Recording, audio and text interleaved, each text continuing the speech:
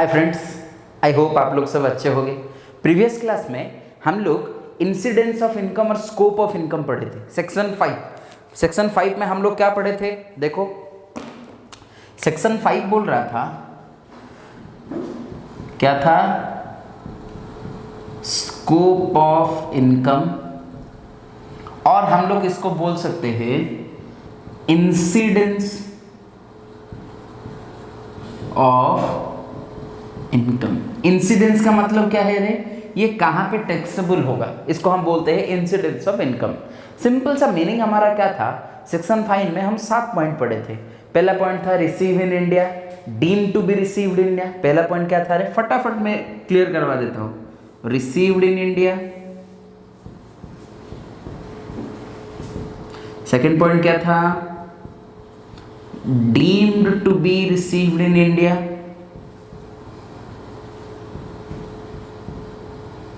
अगर received in India है, ordinary resident हो या नॉट ऑर्डिनरी रेसिडेंट हो या नॉन रेसिडेंट हो, तीनों के केस में क्या होगा? टैक्सेबल होगा। Deemed to be received in India, ordinary, non ordinary, non resident, तीनों के केस में क्या होगा? टैक्सेबल होगा। इसका मतलब है भाई, अगर एक इनकम इंडिया में रिसीव हो रहा है, फिर से बोल रहा हूं, अगर एक इनकम इंडिया में रिसीव हो रहा है, तुम रेसिडेंट हो या नॉन रेसिडेंट हो या ऑर्डिनरी रेसिडेंट हो, मुझे कुछ फर्क नहीं पड़ता, तुमको टैक्स देना ही देना पड़ेगा। क्लियर? नेक्स्ट बोल रहा है deemed to be received in India. अभी तक रिसीव नहीं हुआ है, बट फ्यूचर में रिसीव होगा इंडिया में, तभी भी हमको क्या करना पड़ेगा? वही अमाउंट पे टैक्स देना पड़ेगा, whether you are resident, ordinary resident, not ordinary resident या नॉन रेसिडेंट, कुछ भी हो, मुझे फर्क नहीं पड़ता। Clear? Next point number 3। Point number 3 बोल रहा है income accrues from India. Income जो है वो इंडिया से निकल के जा रहा है, इसका मतलब प्योरली ये इंडियन इनकम है। इनकम एक्यूट्स फ्रॉम इंडिया, कोई भी बाहर का आदमी हो, मुझे फर्क नहीं पड़ता, पूरे पैसा कहां से कमा रहा है? इंडिया में कमा रहा है। इसीलिए मुझे क्या करना पड़ेगा? एक्यूट्स फ्रॉम इंडिया की केस में भी वो रेसिडेंट हो, ऑर्डिनरी रेसिडेंट हो या नॉट ऑर्डिनरी रेसिडेंट हो या नॉन रेसिडेंट हो, मुझे फर्क नहीं पड़ेगा, तीनों के केस में क्या होगा? वो टैक्सेबल होगा। Point number 4, deemed to be एक्यूट्स इन इंडिया। ऑलरेडी मैं चुप सब डिस्कशन कर चुका हूं। डीम्ड टू बी एक्यूट्स इन इंडिया, ऑर्डिनरी रेसिडेंट हो, नॉट ऑर्डिनरी रेसिडेंट हो, नॉन रेसिडेंट हो, तीनों को केस में क्या होगा? पूरा होगा, इन द सेंस टैक्सेबल होगा। अभी चलते हैं, point number 5 is the most important point. Income received and accrued outside India। Already इसमें हम लोग एक क्लास कर चुके हैं, थोड़ा सा मैं रिवीजन फटाफट बताता हूँ। Clear? Income received and accrued outside India, मतलब रिसीव भी आउटसाइड इंडिया में हुआ है, एक्यूर भी आउटसाइड इंडिया में हुआ है। Only see ordinary resident will give the tax, not ordinary resident no, non resident no, that's all. Clear? Point number 6। Point number 6 बहुत इंपॉर्टेंट बात बता रहा है। Income received and accrued outside India, but मैंने बताया था आपको 2 पॉइंट था। Point number 1, business control from India. Point number 2, profession set off in India. अगर कोई भी इनकम आउटसाइडर इनकम हो, मतलब इंडिया से बाहर भी एक्यूर हो रहा है, इंडिया के बाहर भी रिसीव हो रहा है, but the business is control from India, जो बिजनेस है इंडिया से कंट्रोल हो रहा है, और the profession set off in India. ये दोनों केस में ऑर्डिनरी रेसिडेंट में भी होगा, नॉट ऑर्डिनरी रेसिडेंट में भी होगा। नॉन रेसिडेंट कोई भी इनकम नहीं देगा, मतलब टैक्सेबल नहीं होगा। पॉइंट नंबर 6 पॉइंट हो गया। Point number 7 is the normal point, जैसे मैंने बताया था, past income remitted to India. Past income remitted to India, अगर कोई भी पास्ट इनकम सोच लो 2012 एंड 13 का इनकम है, मैं अभी 2018-19 में इंडिया को ट्रांसफर कर रहा हूं, तभी ये ऑर्डिनरी रेसिडेंट हो, नॉट ऑर्डिनरी रेसिडेंट हो या नॉन रेसिडेंट हो, मुझे फर्क नहीं पड़ता। क्लियर, समझ में आ रहा है? Okay clear. तो हमारा क्या बोल रहा है भाई, past income remitted to India है, तो ये ना पहला केस में टैक्सेबल होगा, ना सेकंड केस में टैक्सेबल होगा, थर्ड केस में टैक्सेबल होगा, कोई भी टैक्स नहीं देगा। क्लियर, ये हम लोग 7 पॉइंट पढ़ चुके थे। अभी हम लोग क्या करते हैं, एक प्रॉब्लम सॉल्व करते हैं, फिर आपको एकदम अच्छे से आइडिया आ जाएगा कि इंसिडेंस ऑफ इनकम कहाँ टैक्सेबल होता है, कहाँ टैक्सेबल नहीं होता है, ये सब आपको आ जाएगा। क्लियर।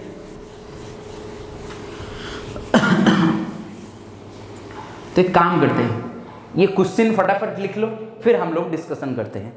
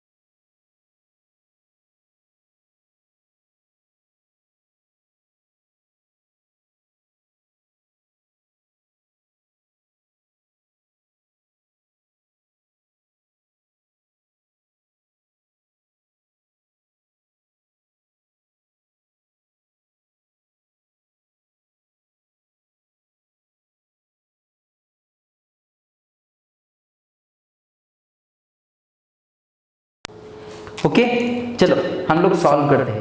पहले एक फॉर्मेट बनाते हैं, मैंने जैसे पहले बनाया था फॉर्मेट, वही टाइप का फॉर्मेट बनाते हैं पहले।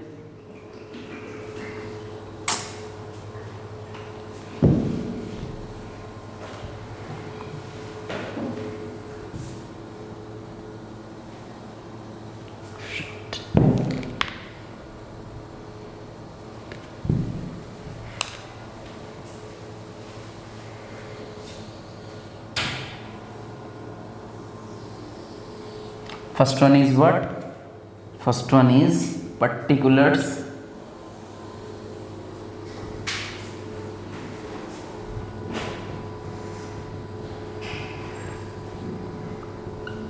Particulars.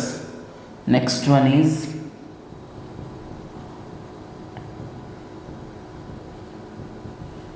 ordinarily resident. Next one is not ordinarily resident. Last one is what? Non-resident. Okay तो चलो क्वेश्चन देखते हैं। क्या था मेरा पहला क्वेश्चन? पहला पॉइंट बोल रहा था कि salary received in India from a former employ of UK. मुझे बिल्कुल चेक करने की नहीं है, अगर क्वेश्चन में बोल रहा है कि salary received in India, India में सैलरी रिसीव हुआ है, तो मुझे कुछ नहीं फर्क पड़ता वो ऑर्डिनरी रेसिडेंट हो या नॉन रेसिडेंट हो या नॉट ऑर्डिनरी रेसिडेंट हो, तीनों के केस में क्या होगा? टैक्सेबल होगा। तो ऊपर लिख लो क्या बोलता है रे, ऊपर क्या लिखा है क्वेश्चन में देखो, Ram previously following details of income, calculate the income which is liable to tax in India in assessment year 2020-2021। Calculation of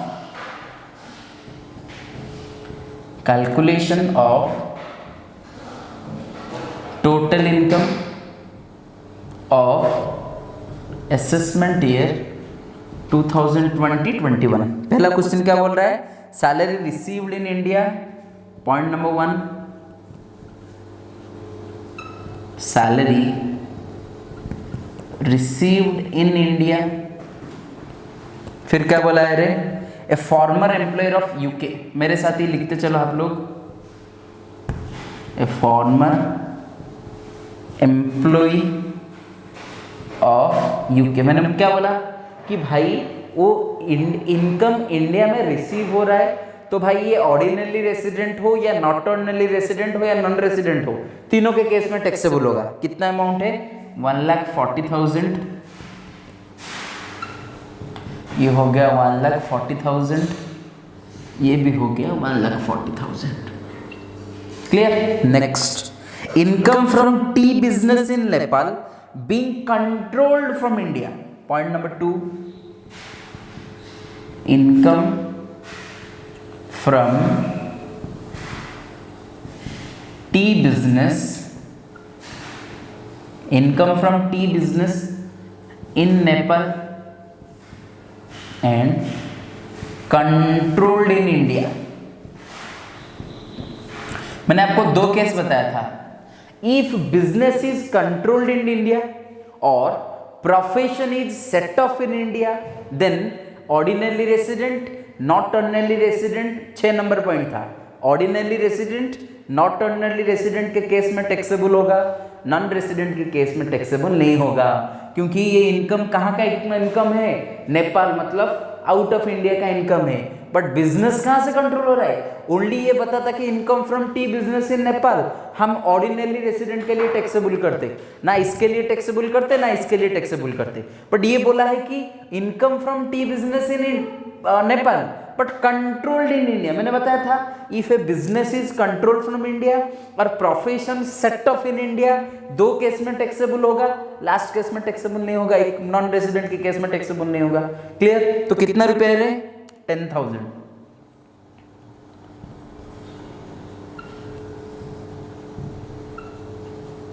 दोनों के केस में टैक्सेबल होगा, नॉन रेसिडेंट के केस में टैक्सेबल नहीं होगा।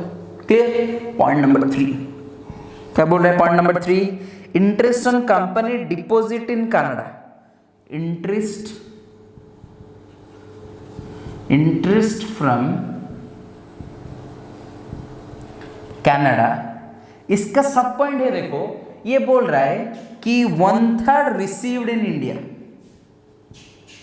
1/3 रिसीव्ड इन इंडिया। इसका मतलब पॉइंट नंबर 2 क्या होगा रे? 2/3 रिसीव्ड आउटसाइड इंडिया। मतलब ये बोल रहा है कि भाई मेरा जो इनकम है कनाडा का इनकम है, पर वो कनाडा का इनकम क्या हो रहा है? मेरा 1/3 इंडिया में रिसीव हो रहा है और 2/3 बाहर रिसीव हो रहा है। टोटल अमाउंट है कितना? 30,000। 30,000 का 1/3 कितना है? 10,000। मतलब यहाँ 10,000 क्या होगा? जो इंडिया में 1/3 पार्ट रिसीव हुआ है वो ऑर्डिनरी रेसिडेंट के भी क्या टैक्सेबल होगा, नॉट ऑर्डिनरी रेसिडेंट भी टैक्सेबल होगा, नॉन रेसिडेंट के केस में भी टैक्सेबल होगा। बट और जो रिमेनिंग 2/3 रिसीव्ड आउटसाइड इंडिया और 2/3 है वो ओनली किसके टैक्सेबल होगा? ऑर्डिनरी पे टैक्सेबल होगा। ना इसको मिलेगा ना इसको मिलेगा। मैं फिर से बोल रहा हूँ, थोड़ा सा अच्छे से देखो। पहला बोल रहा है salary received in India, former employ of UK, कोई भी आदमी हो, ये पॉइंट नंबर 1 में आता है। Salary received in India, India में रिसीव हो रहा है। कहाँ का इनकम है मुझे पता नहीं, बस मुझे जरूरत ही नहीं है जानने की। तीनों के केस में टैक्सेबल होगा। पॉइंट नंबर 2 बोल रहा है income from the business in Nepal controlled in India. कोई भी बिजनेस और कोई भी सेटअप बाहर का हो पर उसका कंट्रोल बिजनेस इंडिया में है और सेटअप प्रोफेशन इंडिया में है, then ordinary resident, not ordinary resident case में टैक्सेबल होगा। पॉइंट नंबर कौन सा था? Point number 6, incidence of income में पॉइंट नंबर 6 पे ये बता गया। नेक्स्ट ये भी बोल रहा है कि भाई बाहर का इनकम हो, मुझे फर्क नहीं पड़ता कहाँ का इनकम है, कनाडा का इनकम है, पर इसका जो 1/3 है इंडिया में रिसीव हो रहा है, बाकी 2/3 है आउटसाइड इंडिया में रिसीव हो रहा है। तो 1/3 जो इंडिया में रिसीव हो रहा है वो सबके केस में टैक्सेबल होगा, क्योंकि इंडिया में रिसीव हो रहा है तो इंडिया का इनकम हो गया। तो ये 10,000 इसको मिलेगा, इसको मिलेगा, इसको मिलेगा।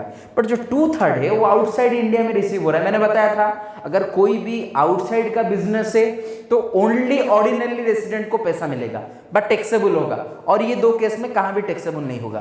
पर अगर बाहर का इनकम है, बिजनेस कंट्रोल इन इंडिया है, set of profession set off in business India है, तभी ये 2 के केस में टैक्सेबल होगा। ये हो गया पॉइंट नंबर 2, ये हो गया point number 3। Clear.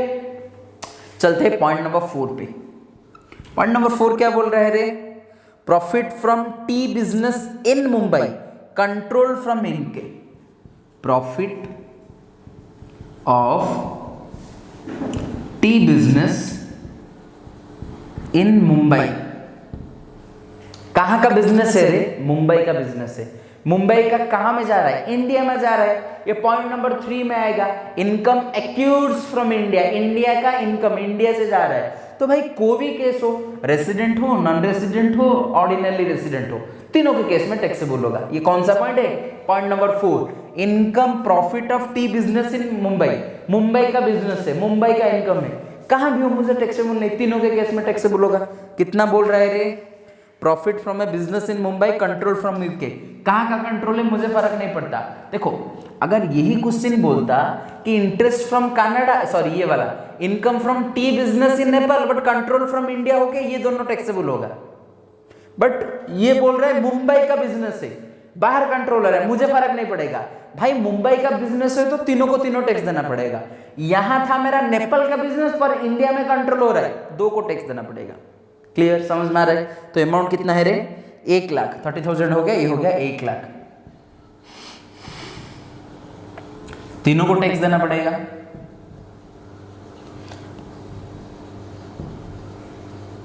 Clear? Calculates of total income of, ये लिख लो mister X, mister X in assessment year 2020-21। Next point क्या बोल रहा है? Point number 5, profit for the year 2002-03 from business Tokyo remitted to India. इसका मतलब क्या है रे? Past profit remitted to India. कौन से केस में टैक्सेबल होगा? पॉइंट नंबर 7, कोई भी प्रॉफिट हो अगर पास्ट प्रॉफिट इंडिया को आ रहा है, कोई भी केस में टैक्सेबल नहीं होगा। क्लियर, समझ में आ रहा है? Next point, income from property in India but received in USA. Income from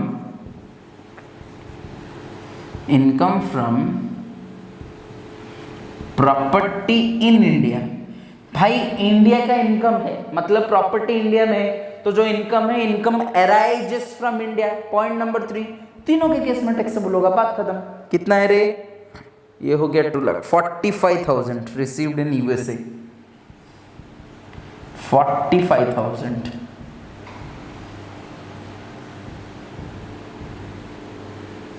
clear? Next, income property in London but received in India. Income from London but received in India. बाहर का income है, पता नहीं पर कहां receive हो रहा है? इंडिया में रिसीव हो रहा है। तीनों के केस में टैक्सेबल होगा। कितना है रे? रिसीव्ड इन इंडिया नहीं, रिसीव्ड इन दिल्ली। वही है, दिल्ली का मतलब क्या है रे? इंडिया में रिसीव हो रहा है। कितना है रे?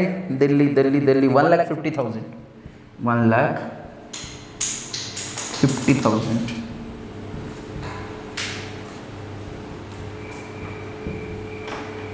Clear?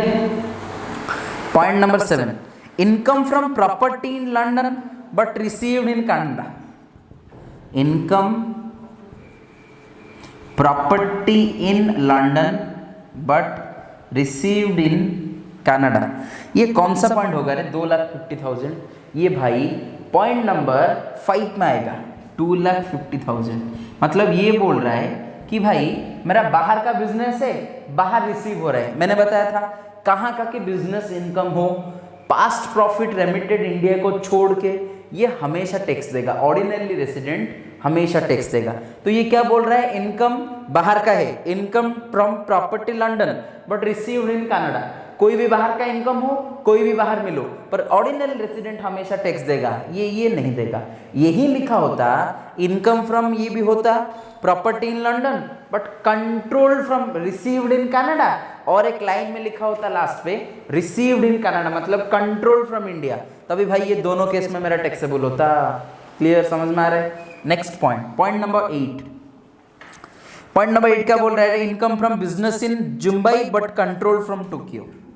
Income from Mumbai but from Turkey. Clear? ये केस में भी क्या होगा? मुझे क्या होगा फर्क नहीं पड़ता, ये भी होगा। कितना अमाउंट है? 10,000। वो एक ही को मिलेगा, ये नील, ये नील। क्लियर? फटाफट हो गया ना point number 8, income from business in Mumbai but control from तुर्की। मुझे फर्क नहीं पड़ता, बाहर का इनकम है, बाहर ही कंट्रोल हो रहा है, दोनों का दोनों केस में क्या होगा, ये होगा। आपको क्या करना है, अभी टोटल मानना है। देखो टोटल कितना आ रहा है, फटाफट पॉइंट देखो, टोटल करो।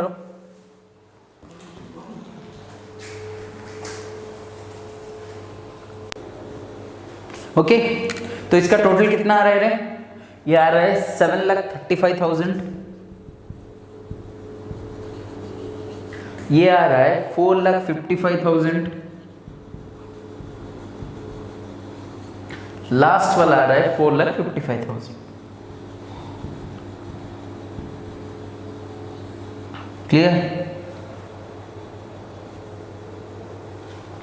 ओके ये हो गया आपका एकदम प्रॉब्लम। ओके इस टाइप का क्वेश्चन पूछता है, calculation of total income of mister X in assessment year 2020-21। अगर भाई ये ऑर्डिनरी रेसिडेंट होता तो इसका कितने के ऊपर टैक्स देना पड़ता, 7,35,000 के ऊपर टैक्स देना पड़ता। वो नॉट ऑर्डिनरी रेसिडेंट है 4,55,000, ये नॉन रेसिडेंट है 4,50,000। ये मत समझना कि दोनों केस में सेम है बोल के, यहाँ एक 10,000 का डिफरेंस है और कहाँ एक 10,000 का डिफरेंस है, इसीलिए इतना आ रहा है। क्लियर? नहीं तो ये क्या होता, ज़्यादा से ज़्यादा 4,45,000, यहाँ 10,000 का डिफरेंस है जो ऑर्डिनरी रेसिडेंट में इंसिडेंट होता है बट यहाँ नहीं होता है।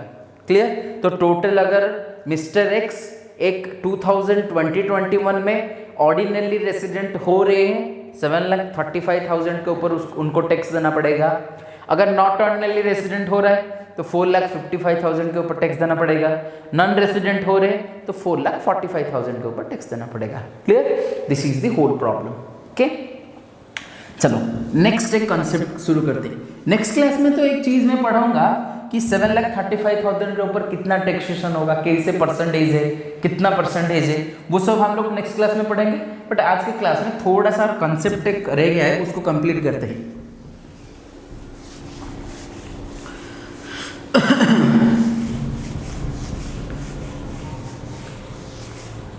तीन वर्ड को मैं थोड़ा सा फोकस करूंगा, थोड़ा सा इंपॉर्टेंट चीज है, याद रखो। One is tax planning, next one is tax avoidance, next one is tax evasion. तीन वर्ड है। One is tax planning, second one is tax avoidance, third one is tax evasion. Clear? तुम बोलोगे sir tax planning क्या है, tax avoidance क्या है, tax इवाजन क्या है। पहला पॉइंट मैं बोलता हूं, all these three types thing is used to this methods are used for decrease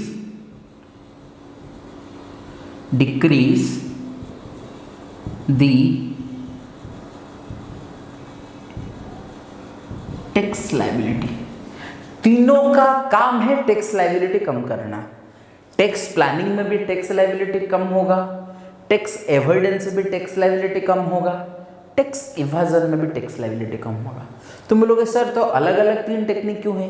देखो सिंपली टैक्स इवाजन का मतलब है कोई भी चीज को छुपाना, ये कानूनी इल्लीगल है। ये क्या है? इल्लीगल। क्लियर? ये जो टैक्स एवॉइडेंस है ये है अनएथिकल। ये जो टैक्स प्लानिंग है ये है गुड। तुम बोलोगे सर तीनों का मतलब फिर से समझ में नहीं आया। काम करते हैं, एक एग्जाम्पल लेते हैं। सोच लो तुम्हारा टोटल टैक्स है और इनकम है 5 लाख। Okay clear? तुम बोलोगे sir tax planning, tax evidence, tax evasion, तीनों में क्या क्या फर्क है? पहला काम है, सोच लो अगर तुम्हारा टोटल इनकम है 5 लाख, एक हमारा रीजन है कि अगर तुम कोई भी सेविंग्स करते हो और एफडी करते हो तो तुमको एटीसी में डिडक्शन मिलेगा। कितना रुपया मिलेगा सोच लो, 1.5 लाख का डिडक्शन मिल रहा है। क्या मेरा प्रोविजन है, कोई भी आप लोग इनकम टैक्स में और कोई भी सेविंग्स करते हो, फिक्स डिपॉजिट करते हो, तो हम लोग एक डिडक्शन पड़ेंगे एटीसी, मतलब 5 लाख हो गया, 1,50,000 के ऊपर आपको टैक्स नहीं देना पड़ेगा, टोटल 3,50,000 के ऊपर टैक्स देना पड़ेगा। समझ में आ रहा है मैं क्या बोल रहा हूँ? Total income is 5 lakh. ये जो एटीसी अंडर में आपको टैक्सेशन मिल रहा है, इसका कुछ क्राइटेरिया है। आपको क्या करना पड़ेगा, फिक्स डिपॉजिट का बॉन्ड देना पड़ेगा, फिर फिक्स डिपॉजिट का डेट बताना पड़ेगा, ये सब चीज करना पड़ेगा। प्रॉब्लम क्या है, टैक्स प्लानिंग में सच में आप लोग क्या कर रहे हो, 1.5 लाख का सेविंग्स कर रहे हो। टैक्स एविडेंस में क्या करना पड़ेगा, थोड़ा सा अच्छे से सुनो। टैक्स एविडेंस में आपको क्या करना पड़ेगा, 1.5 लाख का, ये आपको नॉर्मली जरूरत था इसीलिए आपने किया। क्लियर? ये आपको जरूरत था इसीलिए आपने किया। पर ये जो है अनएथिकल। एक काम करो, फिक्स डिपॉजिट ना लेके मेडिकल एक्सपेंसेस लो, फिर मजा आएगा। मेडिकल एक्सपेंसेस, एटीसी में एक रूल है, अगर आप मेडिकल एक्सपेंसेस कर रहे हो तो उसको डिस्काउंट मिलेगा 1,50,000 तक। तुमने 1,50,000 का मेडिकल एक्सपेंसेस है, एक्चुअली तुम्हारा तबियत खराब हुआ इसीलिए तुमने क्या किया, मेडिकल एक्सपेंसेस खर्चा किया 1.5 लाख। इसको हम बोलेंगे tax planning. Actually in the sense आपको करना पड़ा। टैक्स एविडेंस का मतलब क्या है, सोच लो तुमने क्या किया, कुछ नहीं हुआ था, एक काम किया, जाके ऑटोमेटिक टेस्ट करवाया, 1.5 लाख का पैसा है बोल के खत्म करके आया, क्योंकि नहीं तो तुम्हारे ऊपर टैक्स देना पड़ेगा। क्लियर? इसको हम बोलेंगे टैक्स एविडेंस। टैक्स इवाजन का मतलब है तुमको कुछ नहीं हुआ, फालतू में खुद का एक रिसिप्ट बना लोगे, कोई भी मेडिकल का एक नाम लिख लोगे, कितना भी 1.5 लाख का एक्सपेंस फर्जी बिल बना लोगे, उसको हम क्या बोलेंगे, टैक्स इवाजन। मतलब ये आपको करना चाहिए। ये जो हमारा बिजनेस में और टैक्सेशन में लूप होल होता है। लूप होल मतलब लोग यहाँ सब क्या करते हैं, जानबूझ के ये काम करते हैं, उनको टैक्स अवॉइड करना पड़ेगा कम करने के लिए। बट ये जो टैक्स इवाजन है, tax evasion is an illegal business. अगर ये आप लोग कर रहे हो तो आपको क्या करना पड़ेगा, बिजनेस में और कहाँ भी आपको फाइन देना पड़ेगा। ये एकदम इलीगल है, आपको जेल भी हो सकता है। क्लियर? समझ में आ रहा है? फिर से मैं बता रहा हूँ, one is tax planning, second one is tax evidence, third one is tax evasion. तीनों का काम क्या है, मेरा टैक्स लायबिलिटी को कम करना। ये एक्चुअली होता है टैक्स प्लानिंग, ये एक बिजनेसमैन और नॉर्मल पर्सन्स को करना चाहिए। टैक्स एविडेंस क्या है, लूप होल। कोई भी हम लोग देखते हैं कि लूप होल काम हो जहाँ पे, ये भी अनएथिकल है। अनएथिकल मतलब हमको ऐसा करना नहीं चाहिए, पर हम लोग अगर कर रहे हैं तो इलीगल नहीं है। क्लियर? ये पूरा जो टैक्स इवाजन है इलीगल प्लस अनएथिकल दोनों। क्लियर? अभी फटाफट लिखते हैं, पहले तीनों को मैं मिला के लिखता हूं, tax planning, tax evasion, tax evidence. पहला पॉइंट क्या है रे,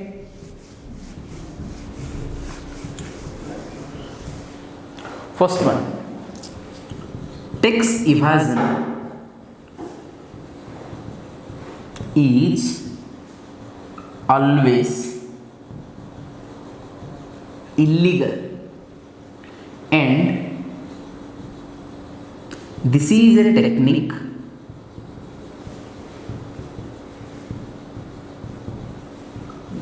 for not showing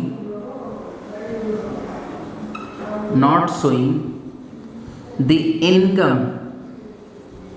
This is a technique for not showing the income to the assessing officer. Assessing officer कौन होता है रे, जो तुम्हारा टैक्स का देखभाल करेगा, तुम्हारा टैक्स कितना है, क्या है, इसको हम बोलेंगे असेसिंग ऑफिसर। असेसिंग ऑफिसर आप क्या कर रहे हो, टोटली शो ही नहीं कर रहे हो, उसको दिखा रहे हो, ये क्या है, इलीगल है। Next, tax avoidance is unethical in nature. Tax evidence क्या है रे? टोटली अनएथिकल है। अनएथिकल का मतलब क्या है रे? हमको वैसे करना चाहिए। ये अनएथिकल क्यों हो रहा है? Because of some loop holes are present in income tax. This is occur because of some loopholes in the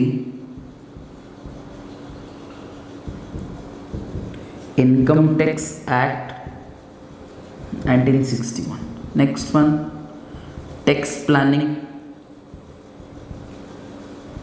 is a ethical and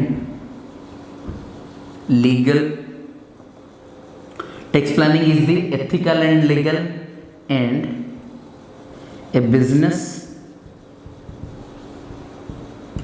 have to do it for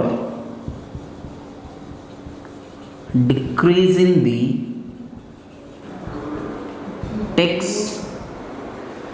liability। तो ये क्या हो गया? टैक्स मेरा जो इवाजन है ये इलीगल है, ये अनएथिकल है। मेरा टैक्स एविडेंस ये क्या है? नॉर्मल दो, प्लानिंग एथिकल प्लस लीगल तो होगा। क्लियर? फटाफट नोट करवाओ तीनों पॉइंट। ओके चलो ये तीनों का एक एक अच्छा सा एग्जाम्पल लिखते हैं, फिर इसको खत्म करेंगे। First one is tax planning. A person is staying in a rental house and claiming a deduction of rupees 60,000 in section 80GG। ये एक सिंपल सा मतलब बोल रहा है भाई। देखो, अगर तुम कहीं भाड़े पे रह रहे हो, तुम क्या कर सकते हो? तुम्हारा जो हाउस रेंट है उसको टोटल इनकम से डिडक्ट करके ले सकते हो। सोच लो तुम्हारा इनकम है 4 लाख, टोटल तुम्हारा कितना है रे? 60,000 है रेंटल इनकम, और सॉरी रेंट दे रहे हो तुम कहाँ रह के, तो तुम्हारा 4 लाख माइनस 60,000, तुम्हारा टोटल इनकम हो जाएगा 3,40,000। तो अगर ये 60,000 है, person is staying in A rental house and claiming A deduction of rupees 60,000 in section 80G। अभी हमको क्या बोलेंगे इसको? ये सिंपल सा हो गया। It is an example of, it is a example of tax planning. ये किसका एग्जाम्पल है रे? टैक्स प्लानिंग का एग्जाम्पल है। फिर से बता रहा हूं, सोच लो ये एक घर है, भाड़े में रह रहा है, एक्चुअल रेंट। ये एक घर है,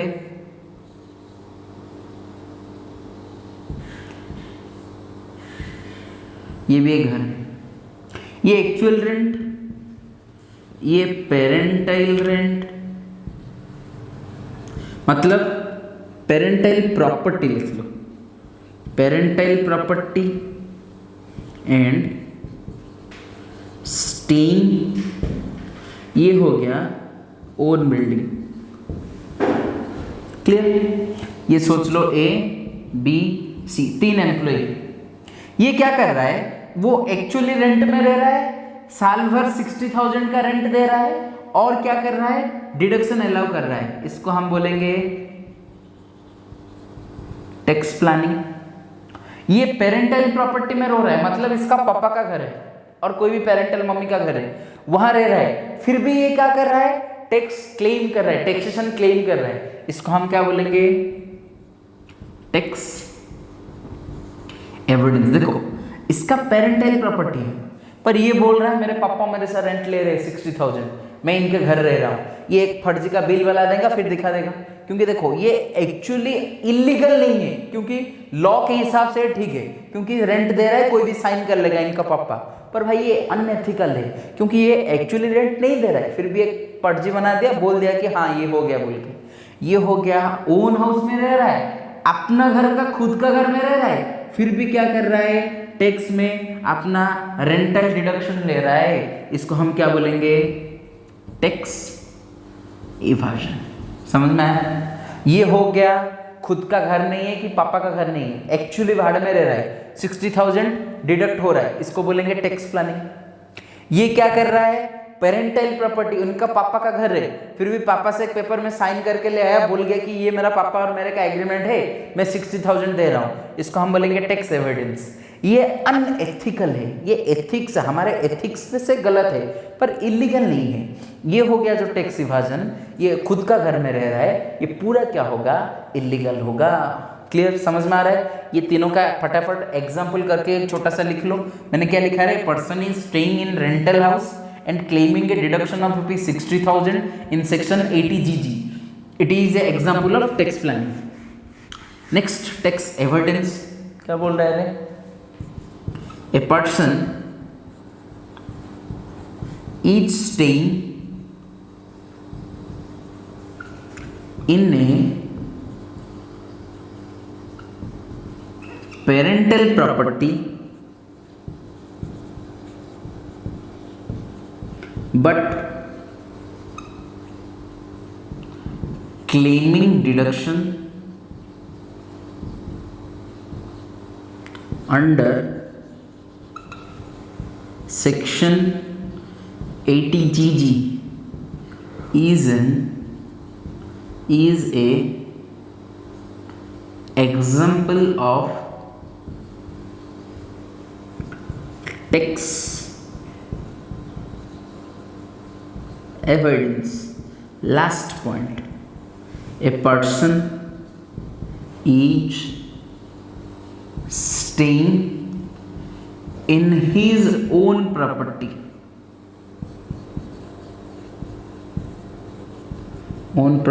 or house, but claiming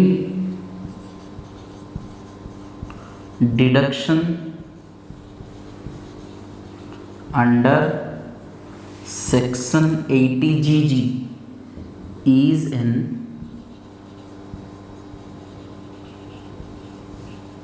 example of tax planning. Clear? अभी क्लियर हो गया? जब भी मैं खुद का घर नहीं है कि पापा का भी घर नहीं है, मैं एक्चुअली रेंट में रह रहा हूँ, एक्चुअली 80 GG में रह रहा हूँ, टैक्स प्लानिंग। मैं मेरे पापा के घर पे रह रहा हूँ और फालतू में सिग्नेचर कर लिया, पापा का एग्रीमेंट बना लिया, फिर उनसे ले रहा हूँ, तो ये क्या हो जाएगा, व्हाट, ये हो गया टैक्स एवॉइडेंस। अगर मेरा खुद का घर है फिर भी मैं टैक्स क्लेम कर रहा हूँ, 80 GG में डिडक्शन क्लेम कर रहा हूँ, तभी इसको मैं क्या बोलूँगा, टैक्स, सॉरी प्लानिंग नहीं रही है, इवाजन, tax evasion. Clear? I hope ये कंसेप्ट आपको समझ में आया होगा। नेक्स्ट क्लास में हम लोग क्या पढ़ेंगे, सबसे इंपॉर्टेंट चीज, rates of taxation. Okay, thank you.